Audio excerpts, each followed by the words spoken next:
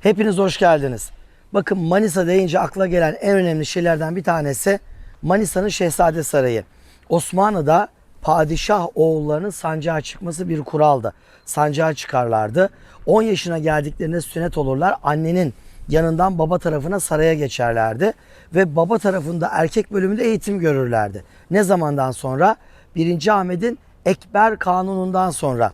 Peki 1. Ahmet öncesinde kural nasıldı? Şehzadelerin sancağa gönderilmesiydi. Bu şehzade 10 yaşına geldiğinde bu kez annesiyle beraber sancağa gönderilirdi. Bursa sancağı, Konya sancağı, Kütahya sancağı, Amasya sancağı ama en önemlisi Manisa sancağı vardı. Bir şehzade eğer Manisa'da ise o veliaht şehzadeydi. Padişah öldüğünde bir sürü oğlu var. Hangisi padişah olacaktı? Veliaht şehzade. Yani Manisa sancağında bulunan şehzade. İşte bu yönüyle önemliydi. Arkamda o muhteşem Manisa şehrini görüyorsunuz. Manisa şehrinin kuş bakışı en güzel görülebileceği yerdeyiz şu an sizinle beraber. Eski Manisa'da, Manisa Kalesi eteklerinde ve Manisa Ulu Camii'nin duvarlarının üzerinden sizlere bu açılış yayınını yapıyorum. Şimdi çok heyecanlı olduğumuzu söylemek istiyorum. Fatih Sultan Mehmet'in Manisa Sarayı'nın içine yaptırdığı kulenin restorasyonu aylar önce başladı ve artık bitmek üzere. Önce yayını buradan açmak istedim. Size Manisa Sarayı'nın nereleri kapladığını, nasıl bir yerde olduğunu anlatacağım. Sonra kalkacağız buradan hep beraber oraya gideceğiz. Manisa Sarayı'nı konuşacağız. Ben size oradaki caddeler ve sokaklar içinde sarayın bulunduğu yeri anlatacağım. Ve sonrasında da günümüze kalmış en derli toplu eser. Yıllardır kendini sıvaların altına saklamış Manisa Sarayı'nın güzidesi Fatih Kulesi'nden bahsedeceğim. Ve kulenin tepesine kadar çıkaracağım. Çünkü kule artık bitmek üzere, restorasyonda ileri bir düzeye gelindi. Önce buradan bir bakalım. Ondan sonra da hep beraber oraya gidelim.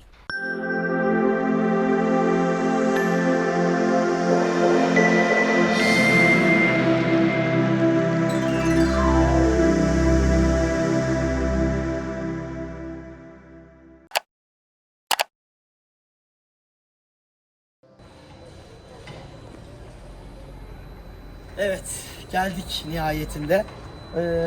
Az önceki türbe 22 Sultanlar Türbesi aşağıdaydı ve vilayet konağı hemen yukarıda şu büyük alanda ve arkamda gördüğünüz bu yapı Fatih Kulesi. Manisa Şehzade Sarayı'ndan günümüze kalmış değerli toplu en özel, en eski bina burası ve tabii ki çok heyecan verici. Bizzat Fatih'in yaptırdığı bir kule. Bu kulenin var ya 2 sene önceki halini görseniz şuradan geçerken dönüp bakmazdınız. Bildiğiniz bir apartmandı yani. Bildiğiniz bir apartman, öyle bir yer. Ama sıvaları kaldırıldı, Kızılay'ın elindeydi. İzinler tabi bayağı sürdü. Sıvaların altından muhteşem almaşık duvarlar çıktı. Beni takip edin.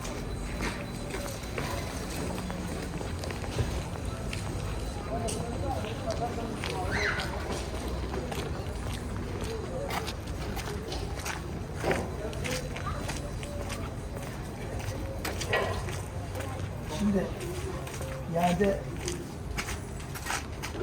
bir duvar vardır. Sıvayı kaldırırsınız.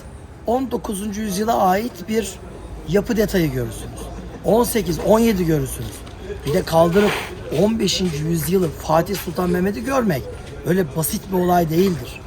Birçok yerde göremezsiniz. İşte burada bunlar çıktı bizim karşımıza. Bakın şöyle gelin. Şunları görüyor musunuz? Şu gördüğünüz muhteşem duvar detayları. Yani bunlar insanı gerçekten heyecanlandırıyor ve şaşırtıyor. 15. yüzyıl taş tuğla almaşık duvarlar burada ortaya çıktı. Tamamen bu şekilde. Görüyoruz. Ve inşaat büyük bir heyecanla devam ediyor.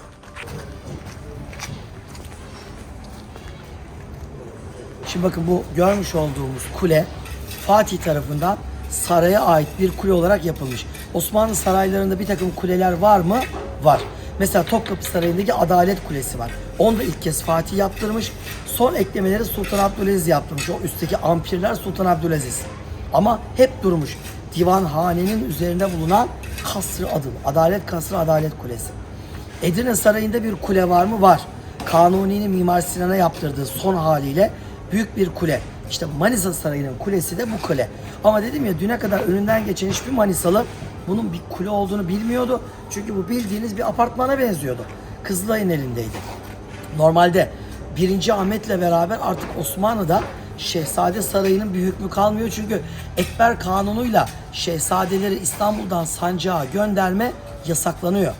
Burası köhneleşiyor, bakımsızlaşıyor. Bir şehzade buraya uğramıyor. Saray küçülüyor. Bir takım kısımlar dışarıya halka veriliyor. Küçük bir bölümü kalıyor. Saraya son dokunan, son tamir ettiren kişi 2. Mahmut. Ve 2. Mahmut dönemi sonrasında bu kulenin son restorasyonunun yapıldığı fotoğrafları var elimizde. İşte o fotoğraflar farklı cephelerden de çekildiği için bu kulenin restorasyonunda örnek alınan fotoğraflar bunlar oldu. Röleveler bunlar üzerine hazırlandı. Hatta Abdülhamit Han döneminde üzerine minik bir saat konularak saat kulesi olarak da kullanılıyor. Ama buradaki Yunanlıların Manisa'nın da içinde bulunduğu Ege bölgesine 3 yıla yakın işgalleri giderken bütün bir Manisa'yı ateşe vermeleri, Cumhuriyet'in erken döneminde de buranın halk evi yapılması, burada derken bunun yanına halk evi binaları yapılıyor kocaman. Bu kule bununla yapıştırılıyor ve orijinaline uymayan bir takım eklemeler yapılıp duvarlar kazınıp bazı yerlerde orijinal doku bozuluyor. Şimdi biz o orijinal kısımlara bakarak orijinal olmayan kısımları uzmanlarımız orijinale çeviriyorlar. Mesela şuradan baktığınız zaman şu gördüğünüz kısımdaki şu tuğla örgüler Fatih dönemine ait değil. Bakın şuralar orijinal. Mesela şu gördükleriniz orijinal Fatih dönemi duvar dokusu. Şu gördükleriniz. Ama şu ortaya geldiğimiz zaman şu tuğla bölümler sonradan ekleme. Buradaki kısımlar yırtılarak alınmış ve hatta dedim ya geçen yıl, evvel yıl gelseydiniz burada bir apartman görecektiniz. O apartmana ait sıvalar bakın burada hala duruyor. O sıvalar kaldırıldığında altından muhteşem 15. yüzyıl duvar dokusu da ortaya çıktı. Ve tarihi kulenin kapısı da fotoğrafta görüldüğü haliyle burada yeniden yapılmaya çalışılıyor. Şimdi heyecanla yukarı çıkıyoruz. Hatta şu an yukarıda kubbesinin de bir kısmı ayağa kaldırıldı. Hepsini bir arada göreceğiz. Kolay gelsin. Hocam hoş geldiniz. Hoş bulduk.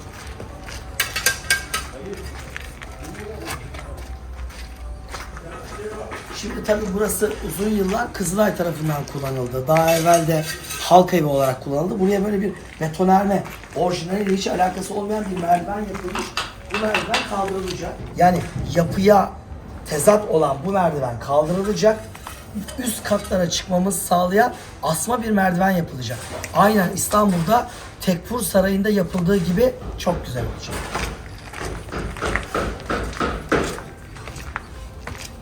Bakın mesela şu görmüş olduğunuz tuğlaların orijinal yapıyla hiçbir alakası yok.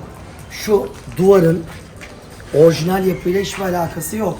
Ama şöyle gelirseniz burası hemen ne diyor? Şurası ne diyor? Ben orijinalim diyor. Fatih'in yaptırdığı taşlar ve tuğlalarım ben diyor. Bak şurası belli. Şurada bir kemer yapısı var gördünüz mü? Diyor ki benim buramda şurada bir pencere vardı diyor Fatih döneminde. Kemer böyle geliyor ama sonra ne olmuş bakın buradan kırmışlar. Buraya sonradan başka tuğlalarla bir ekleme bölüm yapmışlar. Kendilerince bir uydurma büyük kocaman pencere. Fatih döneminde pencereler tabi nasıl sivri kemerli ya da yuvarlak da olsa küçük pencereler. Bunlar kocaman kocaman.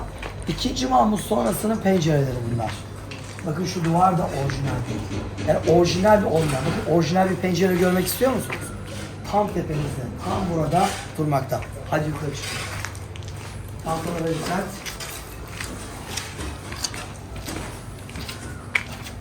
Ya inanın yıllardır biz bu eserin ayağa kaldırılmasını bekliyorduk. Manisa için düğün bayram biliyor musunuz şu gördüğünüz şey? Evet, iyi ki boyum 1.65. Yani böyle 1.80, 1.90 olsaydı buralardan nasıl geçecektim?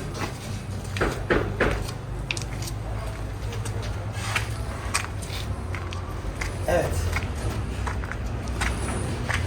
Hemen duvarlara bakıyoruz. Ne kadar orijinal, ne kadar değil. Bakın buralarda maalesef orijinal doku bozulmuş. Ama şurada pencere. Fatih döneminin orijinal penceresi bakın ve kemeri Buradan kendisini gösteriyor. Burada onları görüyoruz. İşte bunları birbirinden ayırarak tamamen orijine döndürmeye çalışıyorlar. Hazırsanız yukarı çıkıyoruz. Bundan sonra çok dikkat etmemiz gerekiyor yani. Herkes bastığı yere iyi baksın. Kameraman hem ekrana bak hem bastığı yere bak lütfen. Çok önemli. Evet. Hakkınızı helal edin. Vallahi sizin için girdiğim şey bu. Bugün nereye çıkıyoruz? Bir yönden de inşaatta çalışan ustalarımızı, amelelerimizi anlamış oluyoruz. Yaptıkları iş kolay değil. Allah yardımcıları olsun. Bismillahirrahmanirrahim.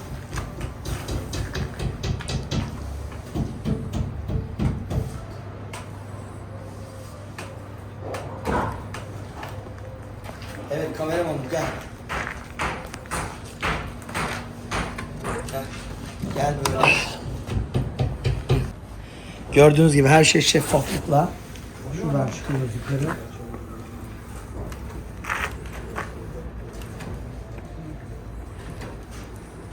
Evet. Çıktım. Alayım şöyle. Sen rahat rahat.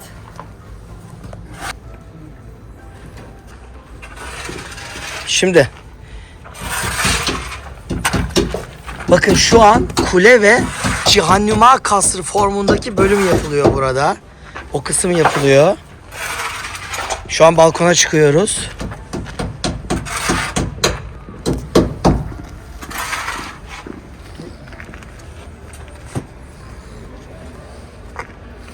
Ben bu videoyu size yayınlarken tabi aynı anda siz bu kulenin eski görüntülerini de görmektesiniz.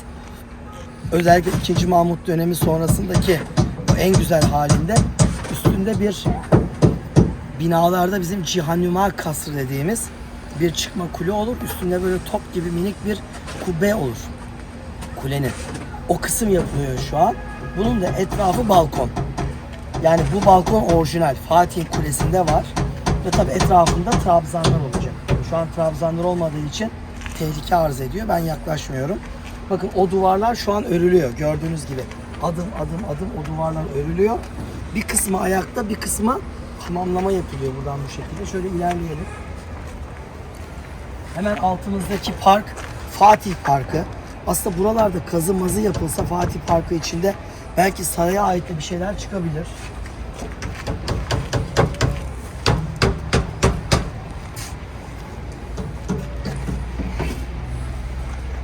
Şu kısmı belki hatırladınız. Arkada Şehitler Ortaokulu var bakın. Orasının bahçesinde kazılarda saraya ait bina kalıntıları çıktı. Şu palmiyenin hemen arkasında Atatürk heykeli var. Onun yanında otopark altında kalmış hamam kalıntısı var. İkinci hamam hemen yanımızda otel var. Bu otelin altı, onun arkasında namazgah. Yani Fatih Kulesi'nin etrafı o Şemail-i Ali Osman'daki Manisa Saray minyatüründe gördüğümüz binalarla çevrili. Namazgah yanda, hamam burada, Fatih Kulesi burada, hemen arkada öbür hamam ve diğer müştemilat. Hatta Şehitler Ortaokulu'nun orada çıkan kısımlar sarayın ahırlar bölgesiymiş. Ve o ahırlar bölgesine ait, at tavlalarına ait yerler çıktı ama sonra tabii üstü kapatıldı korunamadığı için. Bakın bu şekilde kule inşa ediliyor. Manisa Sarayı ile alakalı en özel eser bu Adalet Kulesi'ydi. Ve bu Adalet Kulesi'nin Fatih'in yaptırdığı Fatih Saray Kulesi'nin en uç kısmı yapılıyor. Yani bir hayli tamamlanmış gibi duruyor.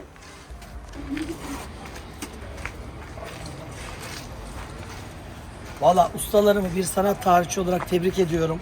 Bakar mısınız güzelliğe? Yani resmen Fatih dönemindeki gibi orijinal, içine hiç çimento karıştırılmamış, orijinal dönemin harcına benzer harçlarla gördüğünüz gibi kesme taşlar ve tuğla hatılarla bu şekilde köşe sütunlarını da örüyorlar.